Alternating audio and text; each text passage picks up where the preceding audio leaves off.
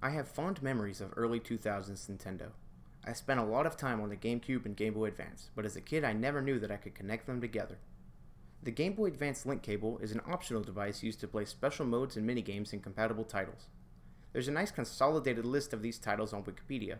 One of those games caught my eye due to an alleged cooperative mode utilizing the link cable. Harry Potter Quidditch World Cup.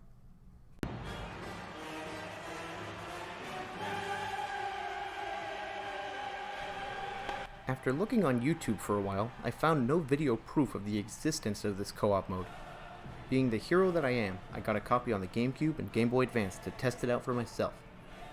Now I expected the link cable player to control a sprite-based version of the game, and that gameplay would be mirrored on the GameCube, but actually it's just Quidditch-themed Pong. Here, check it out.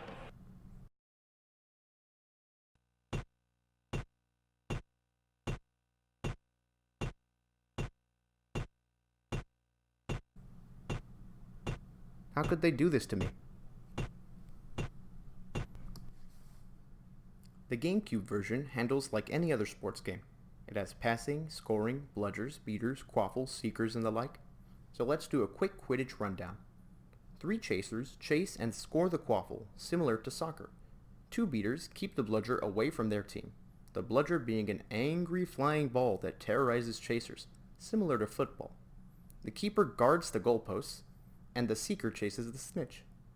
The quaffle being sent through the goalpost is worth 10 points, and the seeker catching the snitch is 150 points, because the Harry Potter lady said so on Twitter.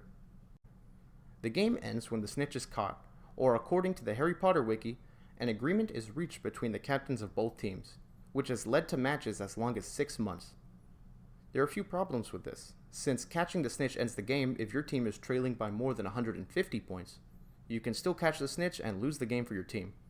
Inversely, if you are winning by less than 150 points, i.e. 140 to 0, the opposing team can catch the snitch and automatically win despite your team completely destroying them the entire time.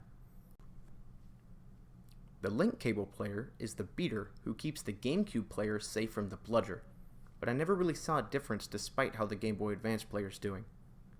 After the gauge on top fills up, the link player is the seeker and has a chance to catch the snitch. You can also connect a second controller to have a 2 versus 1 Quidditch match. This would be player 1 and the link cable player versus player 2. I tried to connect a second link cable with a second copy of Harry Potter Quidditch World Cup, but it didn't work because nobody's expected to have this entire setup. So if you ever want to play a competitive asymmetrical multiplayer game and have a GameCube, Game Boy Advance, and link cable, play Pac-Man Versus.